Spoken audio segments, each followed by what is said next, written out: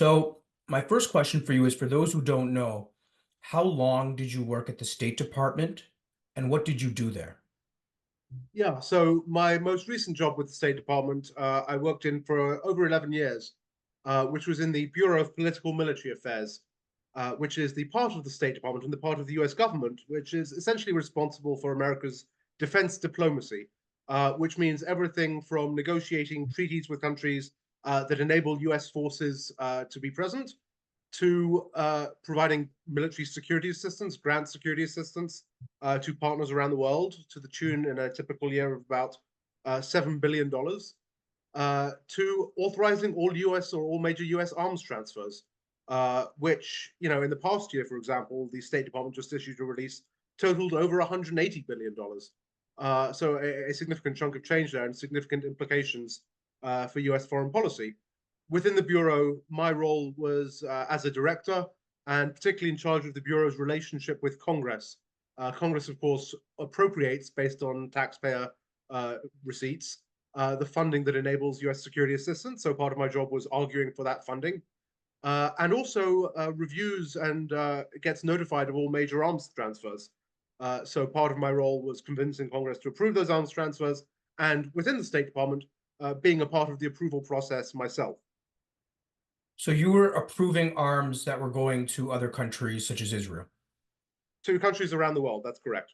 And what year did you start working at the State So I Department? started in that job in 2012. I had spent, most of the previous decade in and out of government in related jobs. I'd worked in Iraq, in the West Bank, but also in Congress as a staffer, in the Office of the Secretary of Defense, in the Middle East policy shop there.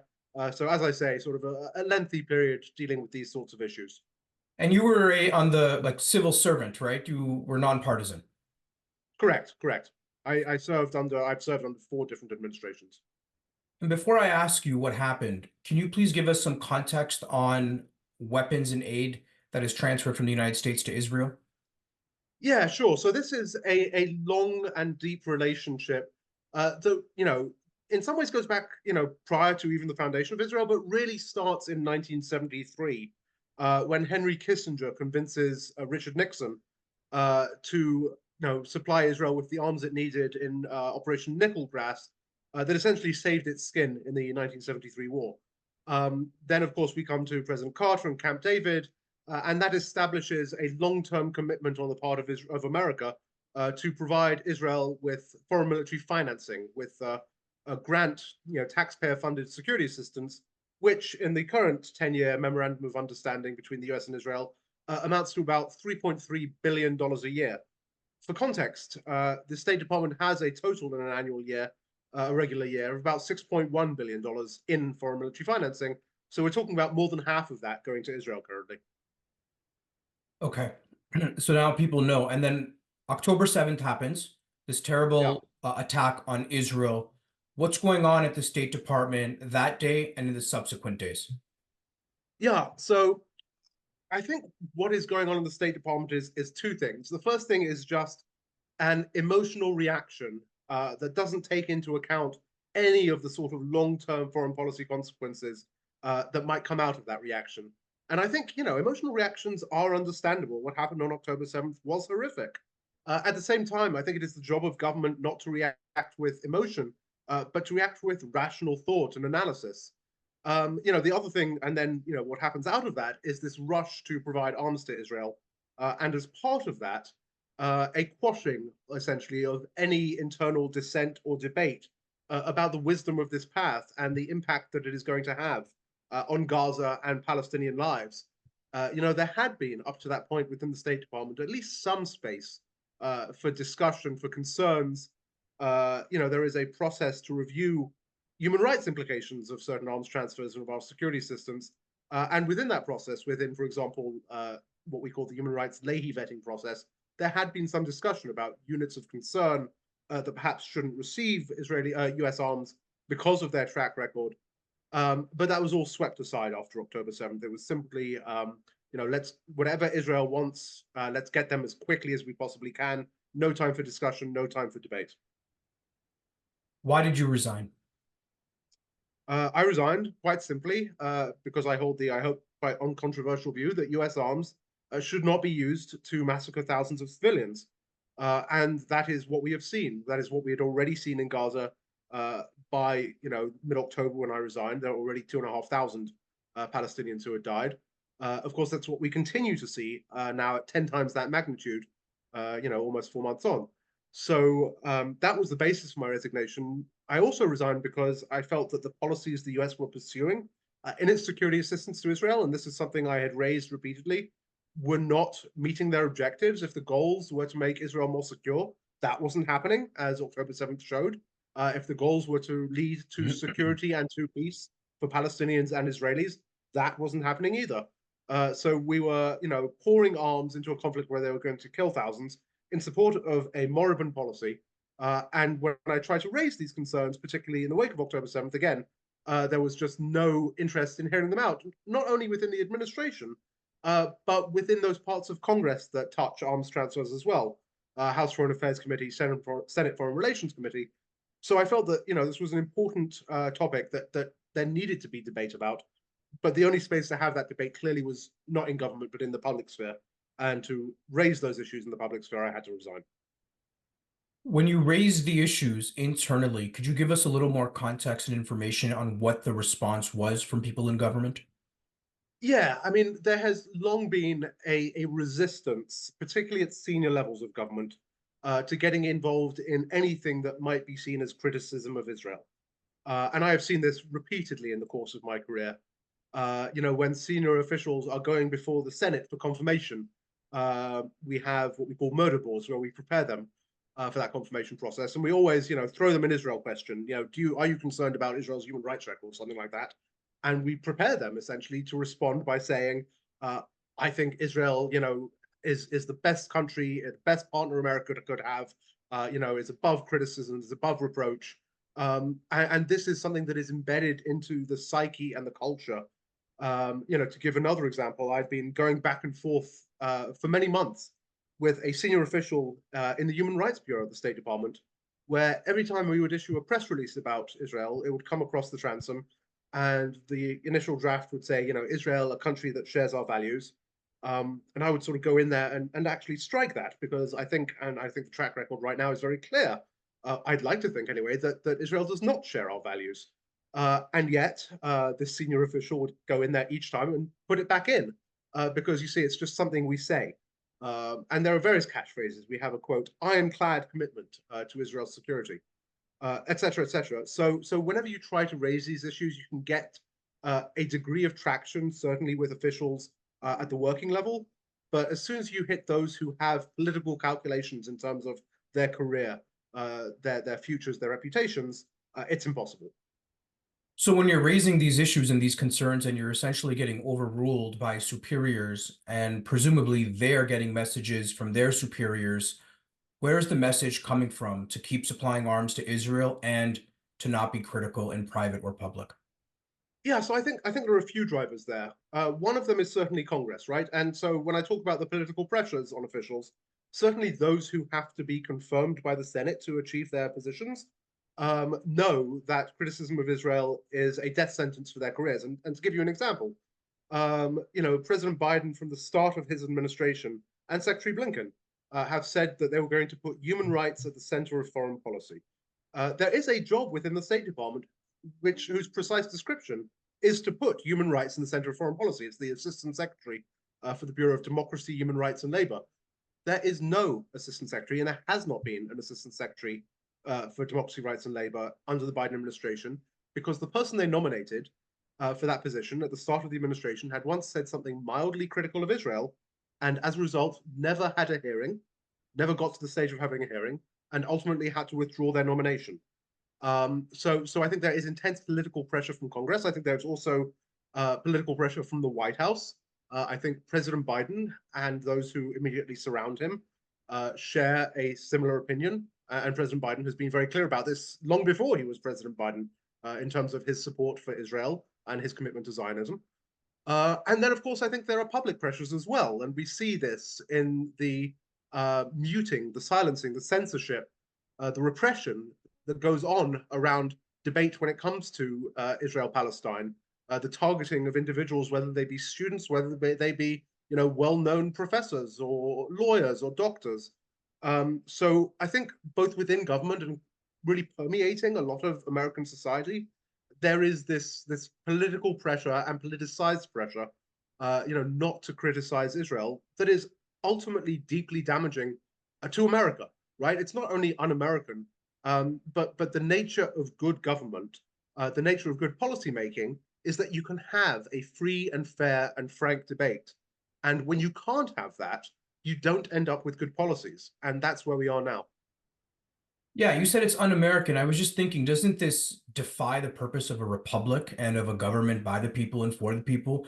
If the democratically elected government within that, one cannot even debate an issue as important as getting America into war potentially, what's the point of having a government? Like, what are those conversations in government like then on Israel and on weapons?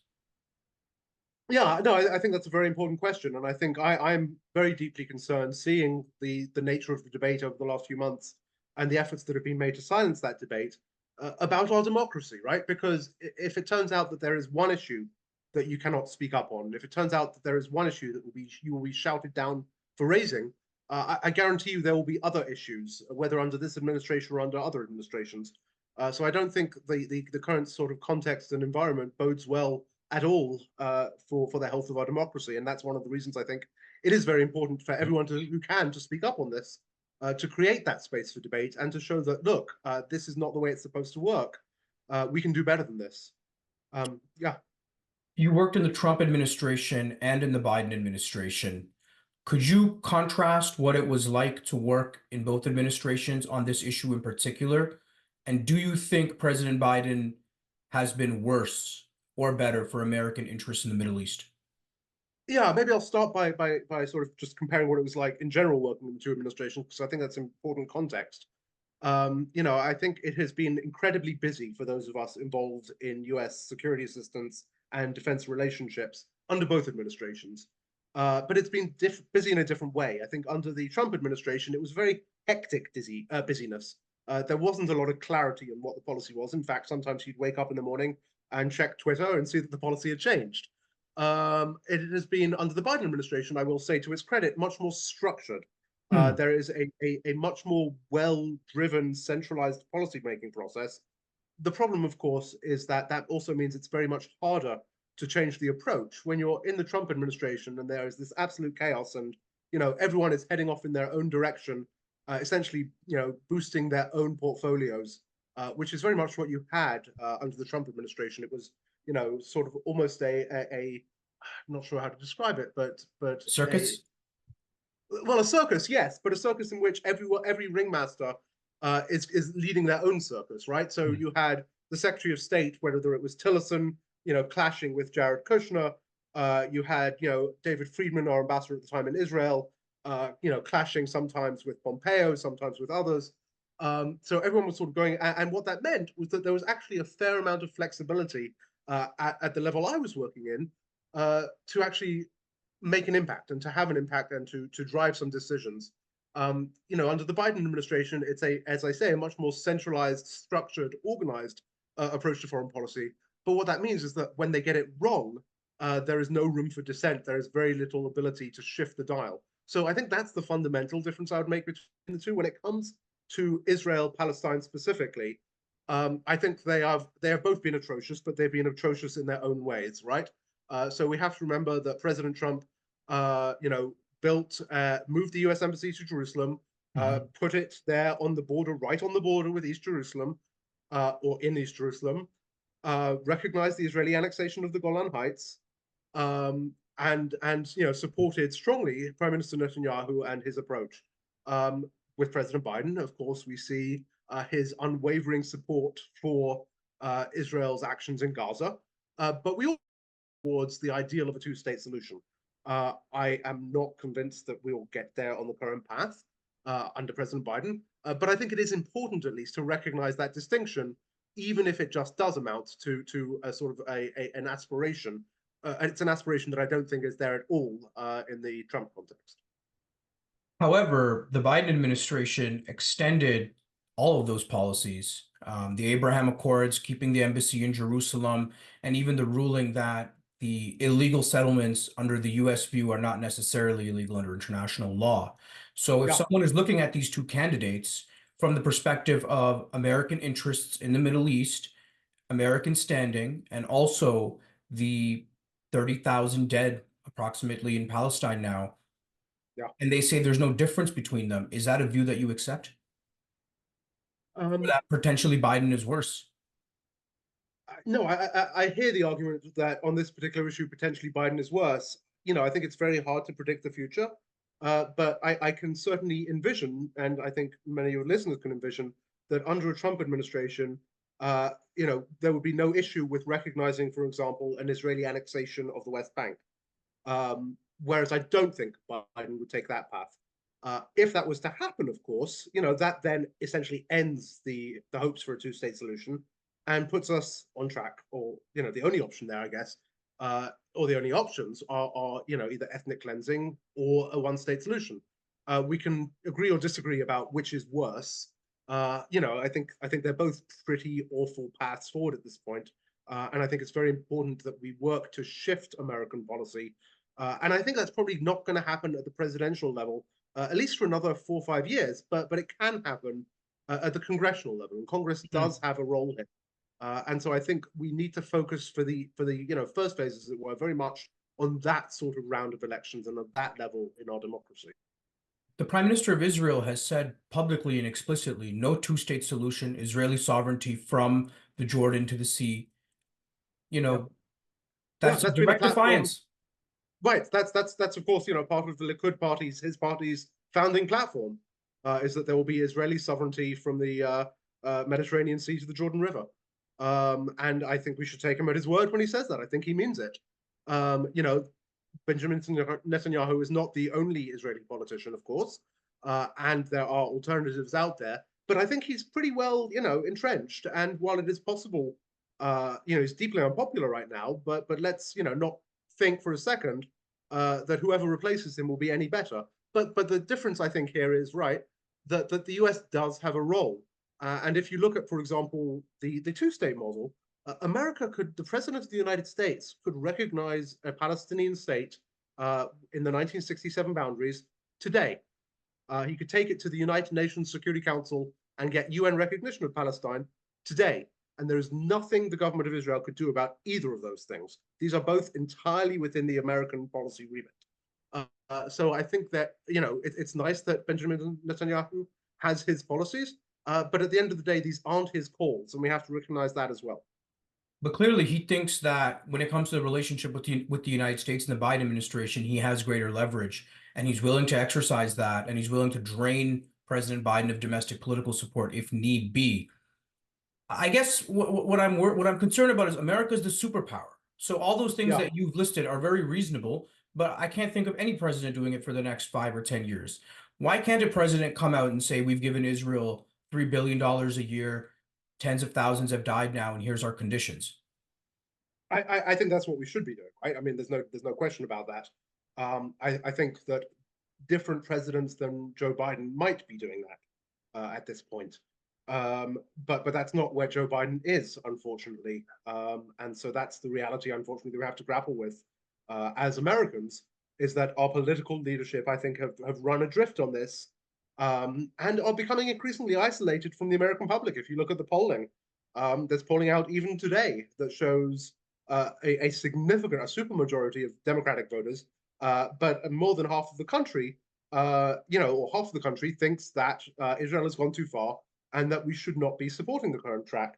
Over time, you cannot govern where there is such a disparity between where your position is and where that of the democratic, people, the people in the democracy are. So I think that gap will close, but it's not going to close overnight. It's going to take continued effort and momentum and energy on the part of all of us who believe that we are on the wrong track to get us onto the right track. In your heart of hearts, and I want you to tell me the truth here on what you actually believe, how does President Biden view Palestinians? Does he view them as human beings? I've been thinking a lot about this, and I think we see that there is a clear double standard, both in terms of how the U.S. government writ large, speaks about Israeli suffering versus how it speaks about Palestinian suffering, and how President Biden speaks about that suffering. Um, I suspect, I don't know President Biden. I've only met him once. That, at the end of the day, if there was someone standing in front of him, I think he's very capable of being, empathetic on an individual basis.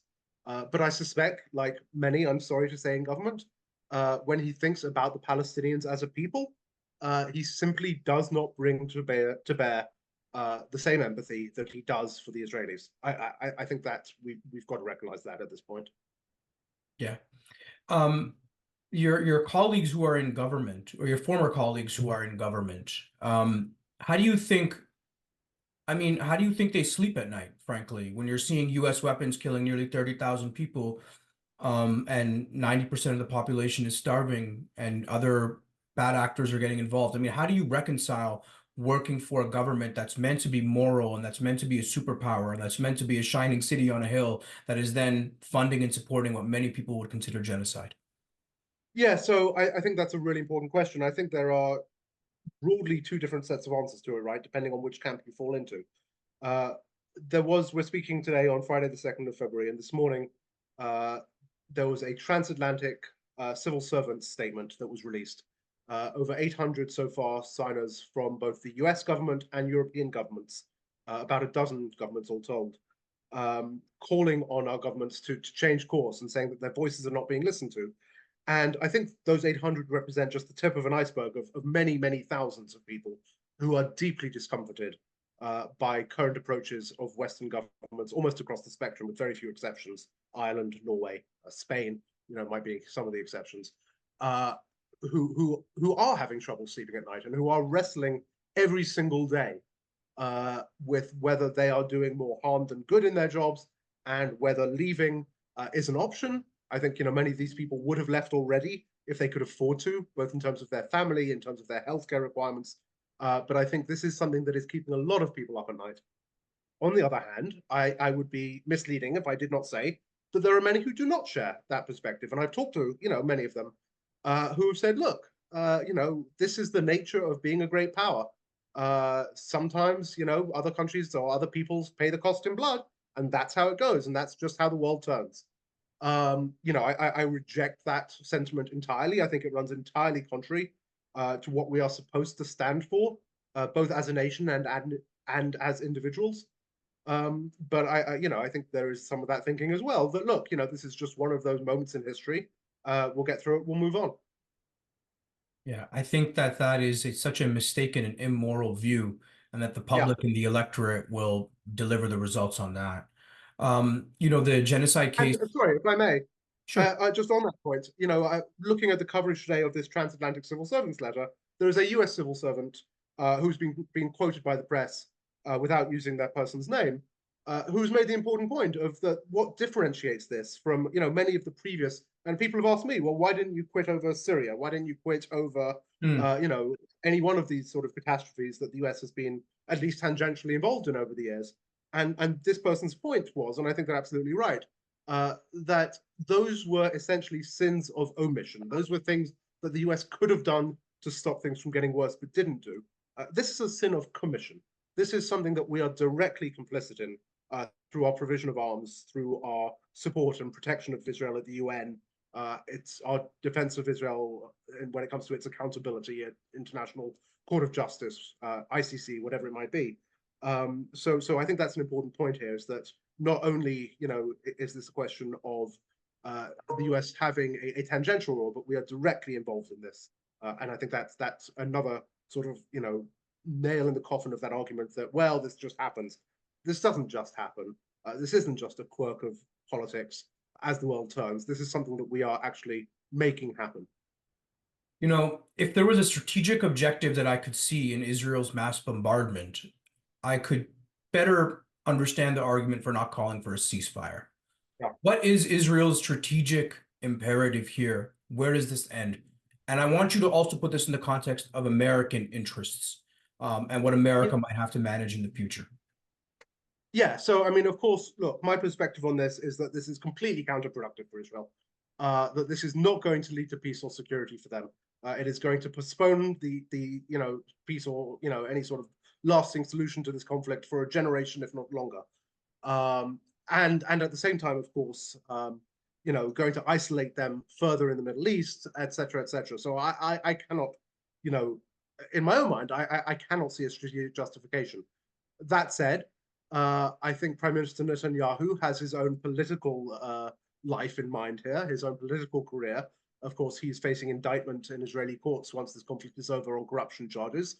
And I think, from his perspective, anything he can do to cater to those on his right, which include, of course, ministers in his cabinet, but also a large number of the Israeli population, particularly if you look at the polling, who support this conflict. I think he will do. I think there is also a broad sort of lust for revenge. I think there's been a dehumanization across, as much as there has been perhaps within America, but 10 times that within Israel. If you look at, the videos that Israeli soldiers are putting out on TikTok, if you look at the voices, the words of Israeli political leaders, just this absolute dehumanization of Palestinians, which I think blinds people, combined with a lack of reporting on what is actually happening on the ground in the Israeli media, absolutely blinds people to the suffering that they are inflicting. But I think that I think part of the Israeli objective here, frankly, is to inflict suffering. It is to be vengeful. It is not to get to the sort of lasting solution that will provide them with peace or security. I think that occupation comes with a cost, and the occupied pays that cost in their freedom and their blood. The occupier pays that cost with their soul. You want to expand on that?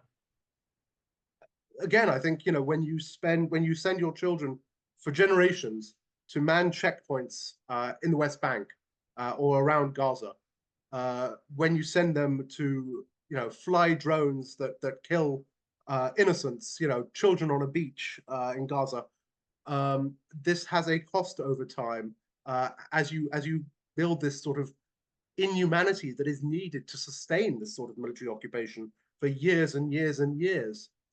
That wears down, I think, on a society and on the psyche of any nation. And I think Israel, in that sense, is paying its own costs. Is this why there needs to be a constant cycle of hyper-nationalism on one side and dehumanization of the other?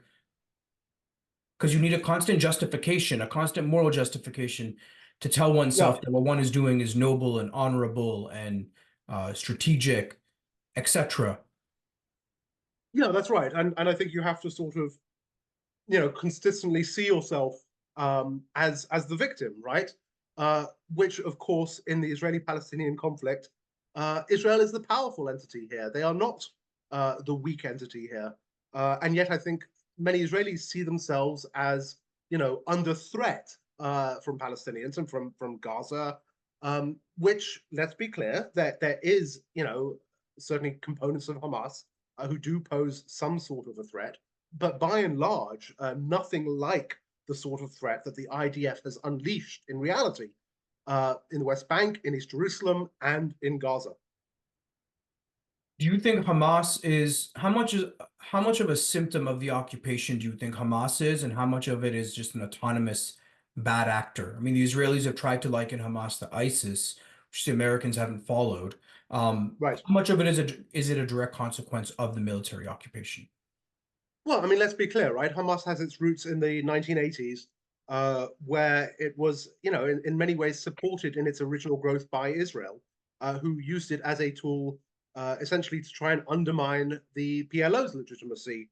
PLO, of course, being at that point, greatly overseas, but took this sort of minor offshoot of the Ikhwan, of the Muslim Brotherhood, and turned it into, the entity that it became.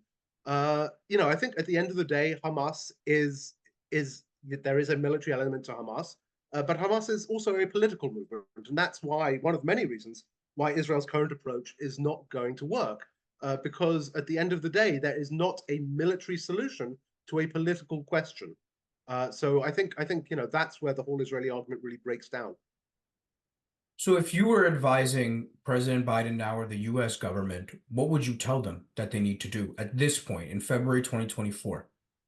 Yeah, so I think there are some very clear, very easy steps that they could be taking. I say easy. I don't necessarily mean easy, but some very clear steps. One of those, of course, is to follow our own laws. We have in the United States laws that say you cannot provide military assistance to a unit that has a track record or is credibly alleged to have been involved in gross violations of human rights. There were a number of Israeli units, even prior to the war, that were credibly alleged to be involved in gross violations of human rights. We never sanctioned them. Now, looking at what is happening in Gaza, there are clearly many units. So I think that's one aspect. There are also, of course, US laws that say it is forbidden, it's prohibited to provide security assistance to a country that obstructs the delivery of US-funded humanitarian assistance. Again, a law we are not enforcing. So just for starters, I think we can enforce our own laws. Second, of course, a ceasefire. As I've said, there is not a military solution here. There has to be a political solution. We should be driving for that political solution. I've made the argument that we should start with recognizing Palestinian statehood. I've been encouraged in the last week or so to see the UK Foreign Secretary Lord Cameron start to make that argument, and for some reporting that there may even be some consideration along those lines within Washington. I'll believe it when I see it. And that's not to say that I necessarily believe that the two-state solution is the lasting solution here. The answer is I don't know, but the answer is really it's not my decision. It's a question for Palestinian self-determination, what the future of Palestinian rights and freedoms look like.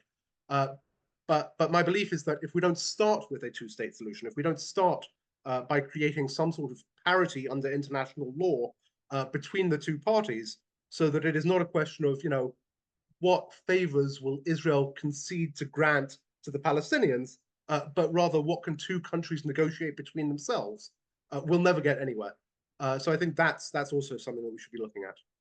And yet the White House publicly has rejected that approach and saying that they're going to continue the Abraham Accord strategy of getting regional normalization done, potentially with Saudi Arabia and a Palestinian deal as part of that. Do you think that's a mistake?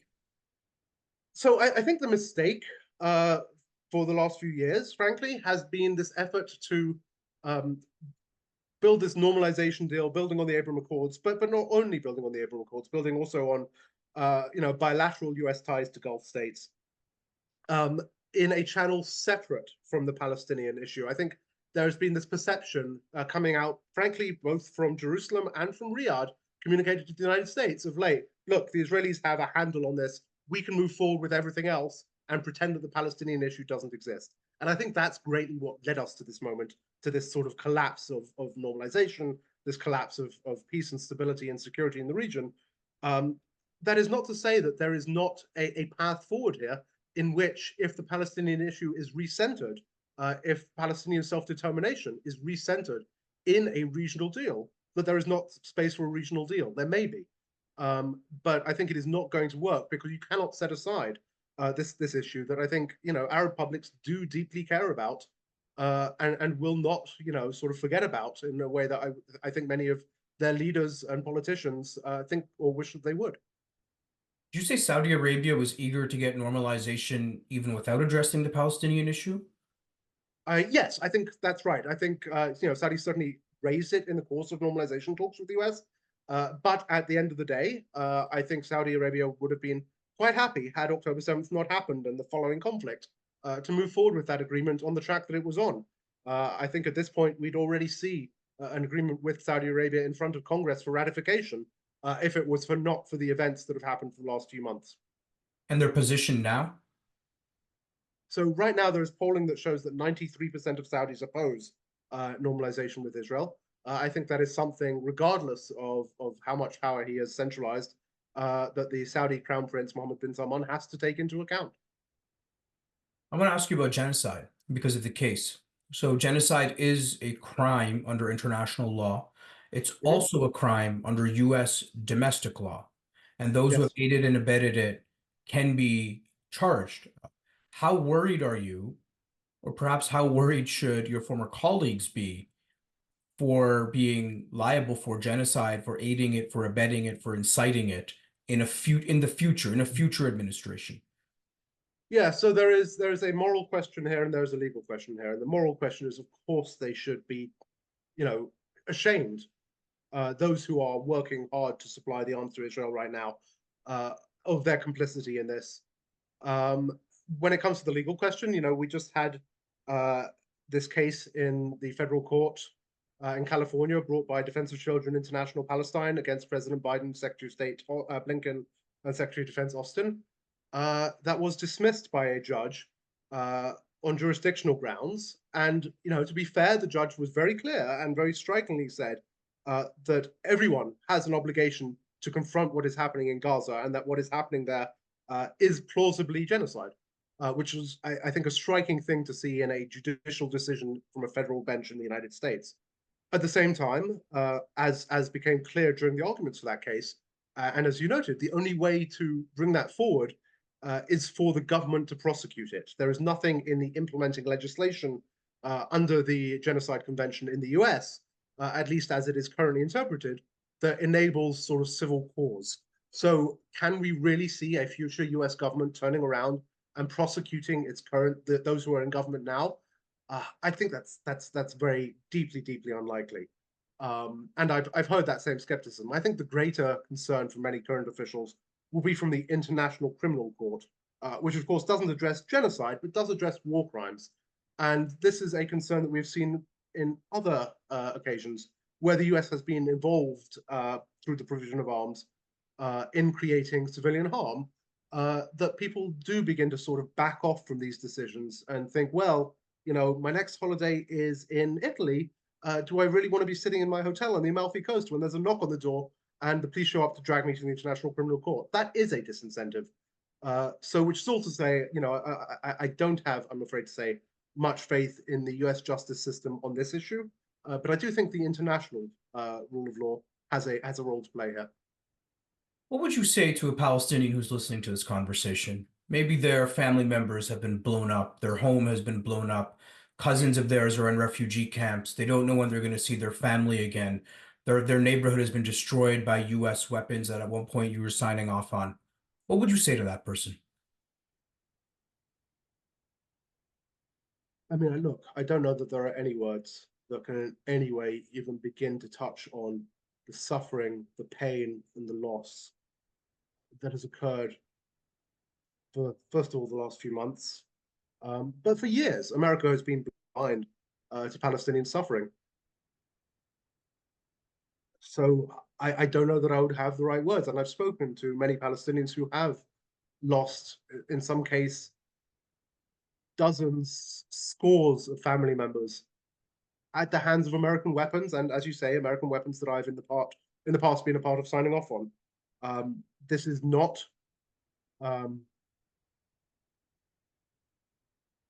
this is not what we are supposed to be. This is not who we are supposed to be.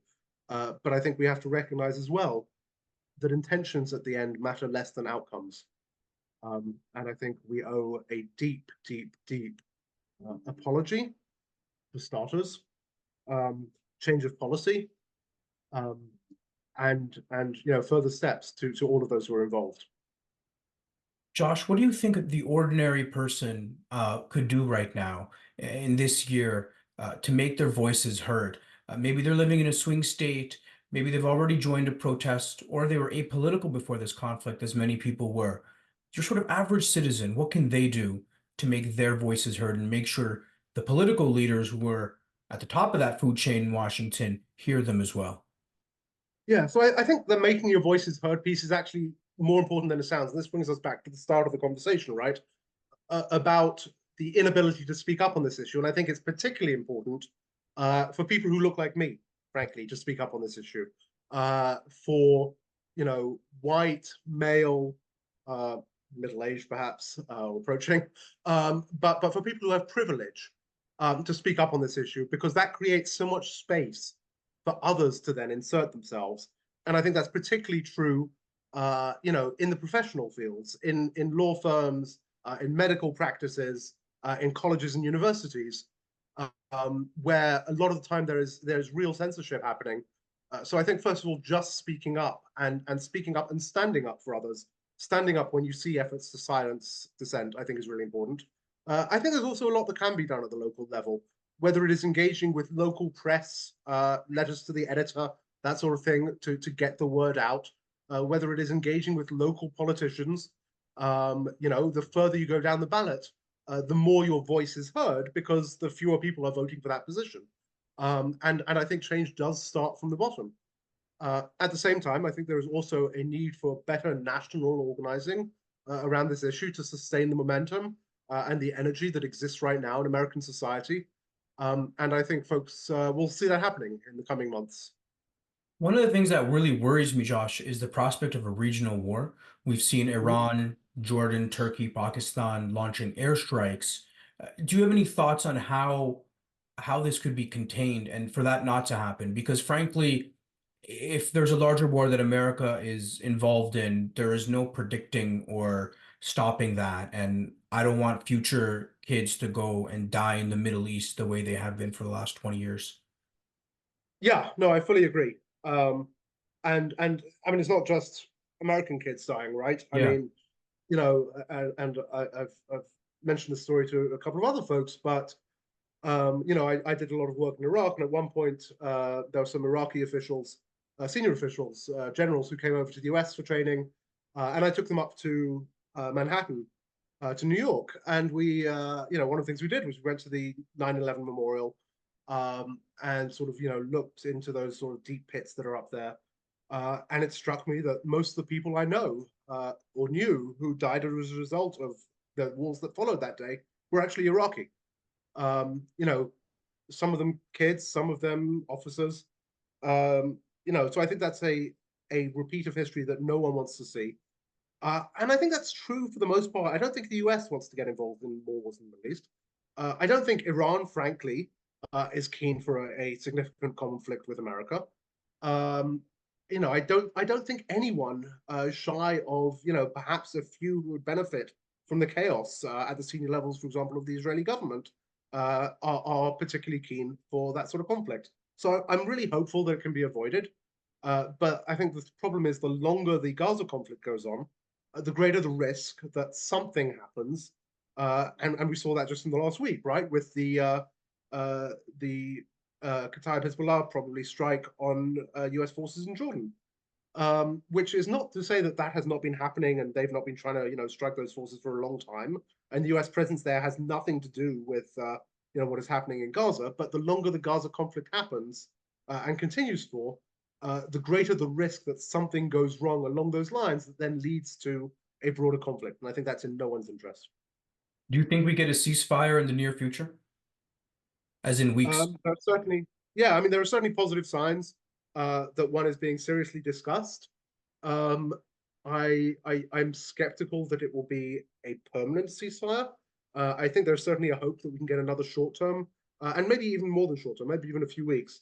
But I have not seen any signal from Israel that it intends to permanently stop its campaign in Gaza. In fact, in just the last few days, yesterday we saw the Israeli defense minister say we are moving all the way down through Rafah. Prime Minister Netanyahu has said we are not going to stop until we get all of Hamas, whatever that means. It's really a meaningless statement. So I think there's good reason to be deeply skeptical.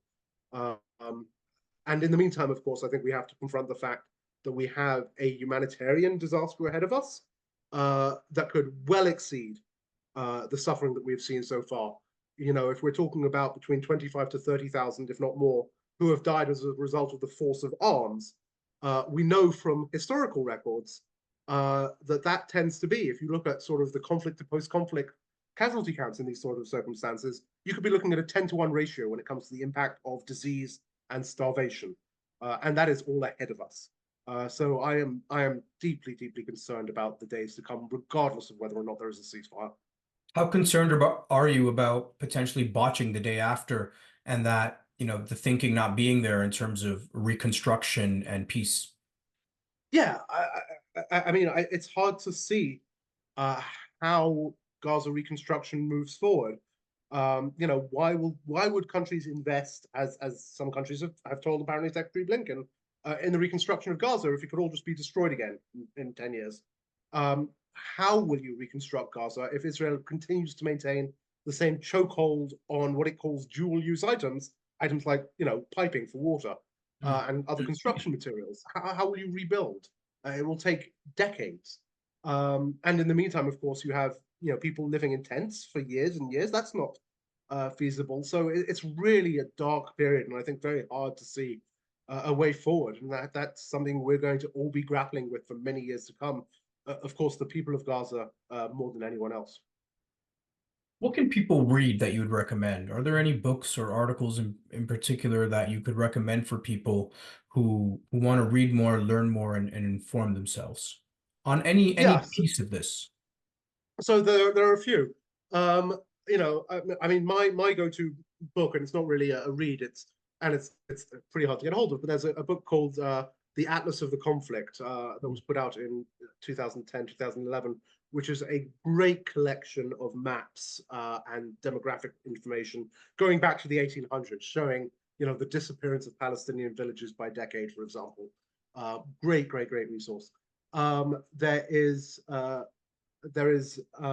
Norman Finkelstein's book, and this is actually, I think, the book I read in college that began to change my mind about this conflict, which is the Truth and Reality, I think it's called, of the Israeli-Palestinian conflict, which is a great sort of view back to what actually happened in 1948. On which note, I think the movie Tantura, which is out, is also a good one. And then there is a fantastic book called Victory for Us is to See You Suffer, which is a Palestinian perspective in terms of, and a life lived. Very powerful book. So I think those would be the ones I'd recommend. Josh Paul, thank you so much for joining us on the Minority Views podcast. We really appreciate it. Yeah, thank you very much for having me, and I hope we can speak again in better times. I hope so too.